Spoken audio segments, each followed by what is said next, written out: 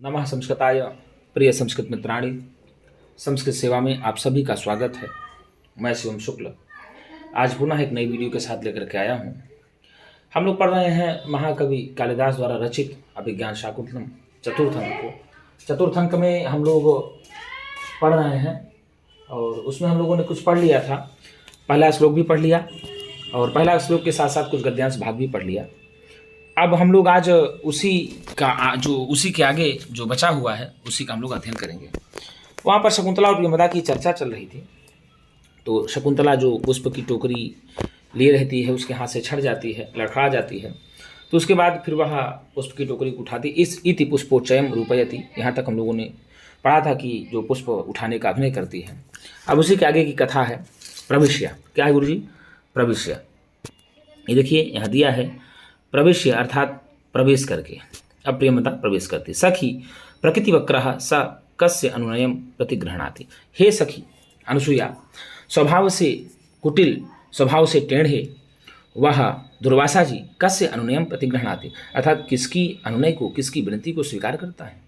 अर्थात वो ऐसे ऋषि हैं, ऐसे महर्षि हैं जो शीघ्र ही कुटिल हो जाने वाले हैं, शीघ्र ही क्षण मात्र में ही वह रुष्ट हो जाने वाले ऋषि हैं और स्वभाव से तो बड़े ही कुटिल हैं और उनको मनाना किसी के बस की बात नहीं है।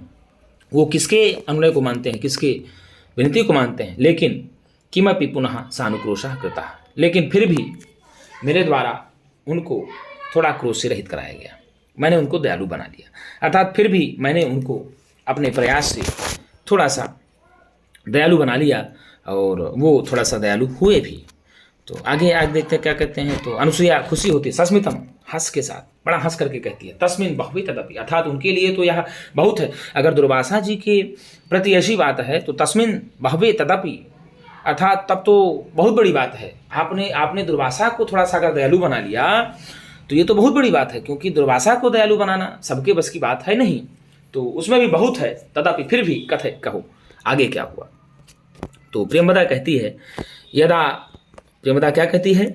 यदा निवर्तितुम नेच्छति, यदा निवर्तितुम नेच्छति तदा विज्ञापितो मया, अर्थात जब वह, यदा मतलब जब, निवर्तितुम मतलब लौटना, ना मतलब नहीं, इच्छति मतलब चाह रहे थे, तदा तब मैंने, विज्ञापिता तब मेरे द्वारा याचना की गई, तब उनसे मैंने प्रार्थना की। जब वह लौटना नहीं चाह रहे थे तब प्रियंवदा कहती है कि मैंने दुर्वासा जी से प्रार्थना की। क्या की गुरुजी? मैंने दुर्वासा जी से प्रार्थना की। यहाँ जो प्रकृति वक्रः था वह प्रकृत्या वक्रः, प्रकृति वक्रः होता है, उसमें आप लोग सीधे लगाएंगे तत्पुरुष समास। तो उन्होंने फिर देख लीजिए दिया है कि यदा, जब वह लौटना नहीं चाह रहे थे तब मेरे द्वारा प्रार्थना की गई। क्या की गई गुरुजी? तब मेरे द्वारा उनसे प्रार्थना की गई। क्या की गई प्रार्थना? देख लेते हैं कि भगवन प्रथम इति प्रेक्ष्य अभिज्ञात तपः प्रभावस्य दुहितृजनस्य भगवतैकोपराधो मर्शयितव्य इति, अर्थात सीधा कही कि हे भगवान, आपके तप के प्रभाव को, सीधे कहा, क्या कहा? आप भवतः, अर्थात आपके तप के प्रभाव को न जाने वाली, भगवतः, सीधे कहा भगवतः एकः अपराधः। क्या कहा? भगवतः एकः अपराधः, अर्थात आपका जो है पहला अपराध है। क्या है? आपका पहला अपराध है, आपके प्रति पहला अपराध है। सीधे कहा कि तपः प्रभावस्य अभिज्ञातः, अर्थात तप के प्रभाव को ना जानने वाली। सीधे कहा, क्या कहा? तपः प्रभावस्य अभिज्ञातः, तप के प्रभाव को ना जानने वाली। भवतः दुहितृजनस्य, आपकी पुत्रियों का, भगवतः दुहितृजनस्य, आपकी पुत्रियों का, प्रथम इति, अर्थात यह प्रथम अपराध है। क्या गुरुजी? यह पहला अपराध है, इसलिए मर्शयितव्य इति, यह समझ करके, इति ऐसा समझ करके, मर्शयितव्य इति, मर्शव्यतव्य इति, अर्थात हम लोगों के अपराध को क्षमा कर दीजिए। क्या कर दीजिए? क्षमा कर दीजिएगा, क्योंकि हम लोग आपकी पुत्री के समान हैं और यह अपराध जो हुआ है शकुंतला से, उसे जानबूझ करके नहीं हुआ है। तो अपनी पुत्री समझ करके हम लोगों को माफ़ करने की कृपा करिएगा। क्या करिएगा गुरुजी? माफ़ करने की कृपा करिएगा। तो ये बातें चल रही हैं। तो सीधे सीधे फिर आगे कहा कि अब प्रियंवदा से जब कहा ना मर्षयितव्य इति, अर्थात इसको समझ करके आप क्या करेंगे, क्षमा करने की कृपा करिएगा, ऐसा प्रियंवदा कहती है दुर्वासा जी से। ठीक है, तो अब अनुसुईया कहती है, अनुसुईया क्या कहती है, ततस्ततः, तो उसके बाद क्या हुआ, तब क्या हुआ, तब क्या हुआ, ततस्ततः दिया ना, तब क्या हुआ, तब क्या हुआ, उसके बाद क्या हुआ, उसके बाद क्या हुआ। तो प्रियंवदा कहती है ततो न मे वचनम अन्यथा भवितुम अर्हति। यद्यपि इस वचन को दुर्वासा जी कहते हैं, किससे कहते हैं, प्रियंवदा से कहते हैं, और उन्हीं दुर्वासा के वचन को यह प्रियंवदा अनुसुईया से कहती है। किससे कहती है, उन्होंने कहा ना कि मैं वचनम अन्यथा भवितुम न अर्हति, अर्थात जो मेरा वचन है, जो मेरा वाक्य है, जो मैंने कह दिया है एक बार, वह गलत नहीं हो सकता, वह टल नहीं सकता, ऐसा दुर्वासा जी प्रियंवदा से कहते हैं। और उसी बात को प्रियंवदा अनुसुईया से कहती है कि जो मैंने कह दिया है वह वचन टलने वाला नहीं है, मेरा वचन अन्यथा नहीं हो सकता। आगे दिया, किंतु अभिज्ञान आभरण दर्शनेन सापो निवर्तयिष्यत इति मंत्रयमाण एवांतर्हितः। किंतु अभिज्ञान आभरण दर्शनेन, जो अभिज्ञान हमने दिया, जो पहचान दिया, उस आभूषण के दर्शन से शापः निवर्तयिष्यति, साप दूर हो जाएगा। इसको कौन कहा, तो प्रियंवदा कहती है। किससे कहती है, अनुसुईया से बता रही कि ऐसा ऐसा दुर्वासा जी ने कहा है, किंतु अभिज्ञान अर्थात जो हमने पहचान दिया है, आभरण के दिखाने मात्र से मेरा साप जो है दूर हो जाएगा। इति, ऐसा कह करके मंत्रयमाण एवांतर्हिता, ऐसा कहते हुए वो क्या हो गए, गायब हो गए, अंतर्धान हो गए। क्या हो गए गुरुजी, गायब हो गए, अंतर्धान हो गए। अब अनुसुईया कहती है, अनुसुईया क्या कहती है, सख्यम इदानीम आश्वासितुम। क्या कहे प्रियंवदा, सख्यम इदानीम आश्वासितुम, तो ठीक है, यह आश्वासन के योग्य बात है। क्या कहा, ठीक है, यह जो बात है यह आश्वासन के योग्य है, इससे धैर्य धारण किया जा सकता है। अस्ति तेन राजर्षिणा संप्रस्थितेन स्वनामधेयम अंकितम अंगुलीयकम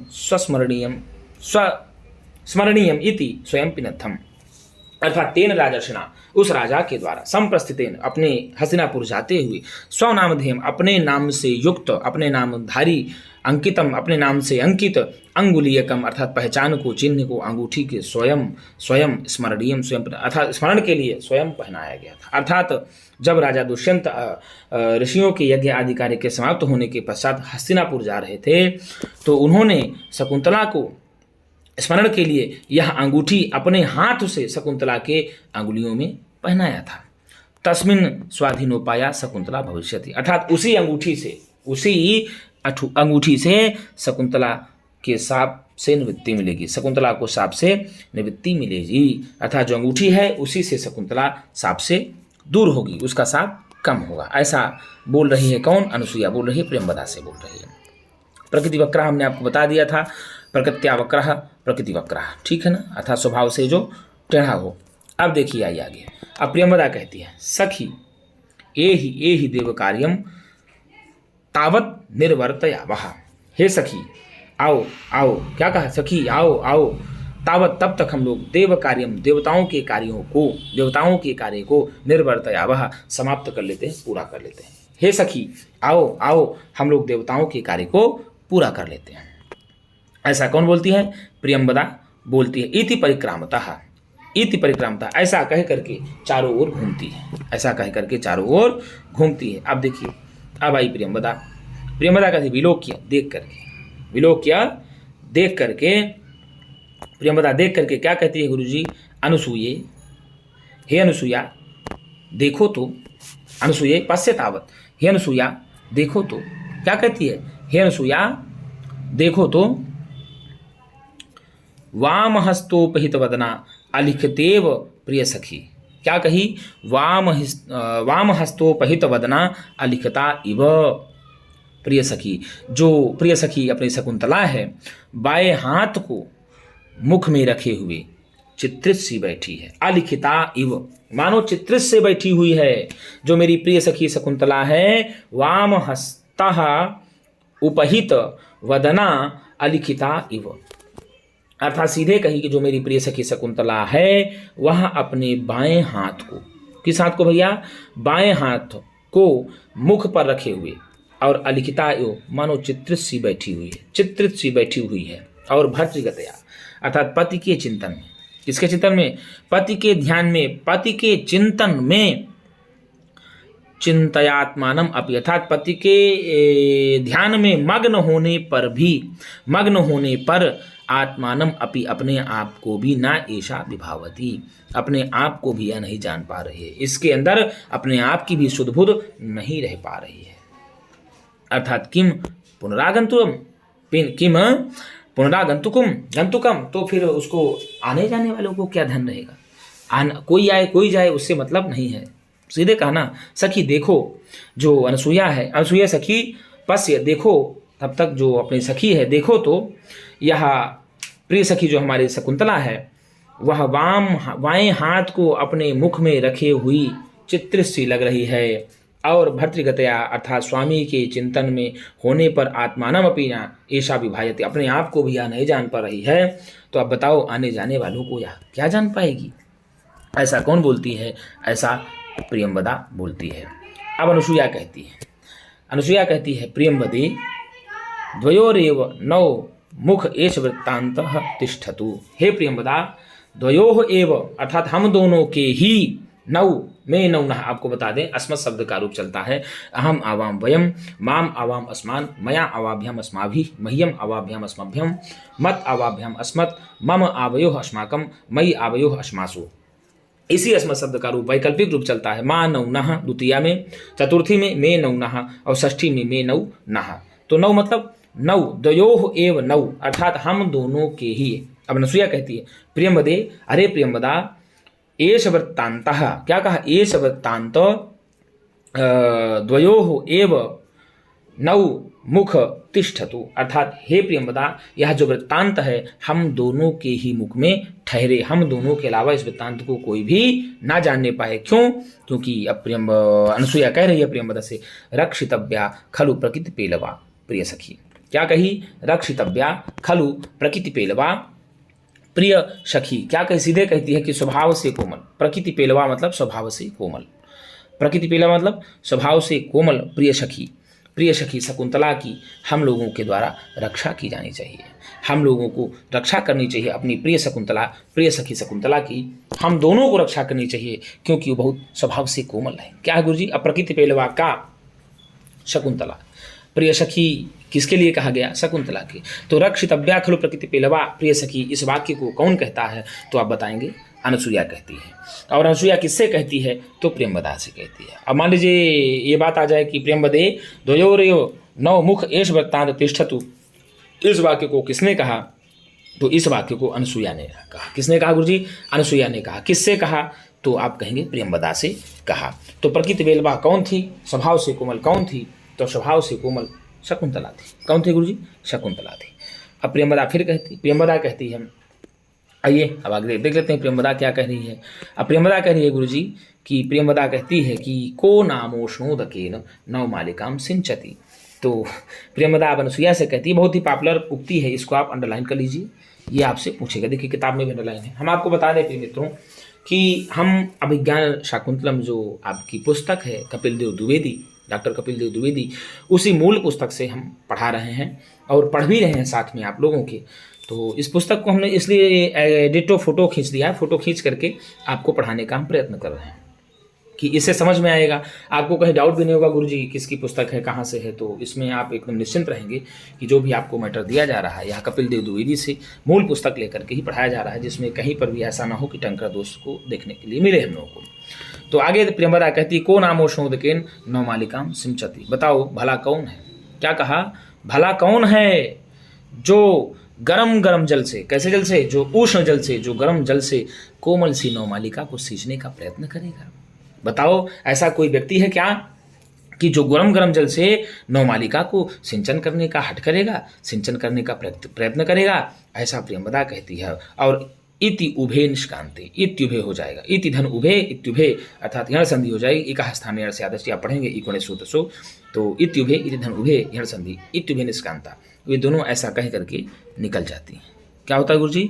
ऐसा कह करके दोनों निकल जाते हैं। विस्कंभक कहा, तो यहाँ से विस्कंभक समाप्त हो जाता है। क्या हो जाएगा गुरुजी? यहाँ से विस्कंभक समाप्त हो जाएगा। अब इसके पश्चात सो करके उठे हुए दोनों शिष्यों का प्रवेश होगा श्लोक के साथ। तो हम लोग एक उसको नई वीडियो में पढ़ेंगे। तो मित्रों हम आपसे एक निवेदन करेंगे, यदि आपको यह वीडियो अच्छी लगी हो तो इस वीडियो केंद्र को देखने में यदि आपको अच्छी लगी हो और आपको मैटर अच्छा लगता हो, हम आपको फैक्ट टू फैक्ट अनुवाद पढ़ाने का प्रयत्न कर रहे हैं। कौन क्या कह रहा है इसको भी बताने का प्रयत्न कर रहे हैं, क्योंकि फैक्ट अगर हम अनुवाद जानना सीख लेंगे और संस्कृत पढ़ना सीख लेंगे तो हमको प्रश्न आराम से मिल जाएंगे, प्रश्न हम बना लेंगे, प्रश्न बनाने में आपको समस्या नहीं होगी, क्योंकि यही आएगा, पंक्ति आएगी और पंक्ति आएगी, आप देख लेंगे तो आप आराम से इसका उत्तर लगा लेंगे, कोई समस्या नहीं होगी। जब आपको यही नहीं पता रहेगा कौन कहा, अनुवाद ही नहीं पता रहेगा, आपको हिंदी ही नहीं मालूम रहेगा, तो आप उत्तर कैसे लगाएंगे? उत्तर लगाने में आपको समस्या होगी। इसीलिए हमने फैक्ट अनुवाद प्रयास करने का किया है कि अनुवाद करते हैं, अनुवाद पढ़ते हैं, जो भी प्रश्न हम लोगों से बीच बीच में बनते हैं उसको भी बनाएंगे। आगे हम प्रश्नों को बनाएंगे और उसमें भी परिचर्चा करेंगे। तो यहाँ तक हम लोगों ने वीडियो को पढ़ लिया और चतुर्थ अंक हम लोगों को अभिज्ञान शाकुंतलम समाप्त करने के पश्चात हम एक नए ग्रंथ की ओर चलेंगे, क्योंकि टीजीटी अभी होने में समय है। हाँ, लेकिन भेरी बच चुकी है, बिगुल बच चुका है, तो हमको तैयारी करते रहना चाहिए। तो मित्रों, आज के लिए इतना ही। हम पुनः एक नई वीडियो के साथ मिलेंगे, तब तक के लिए नमः संस्कृताय।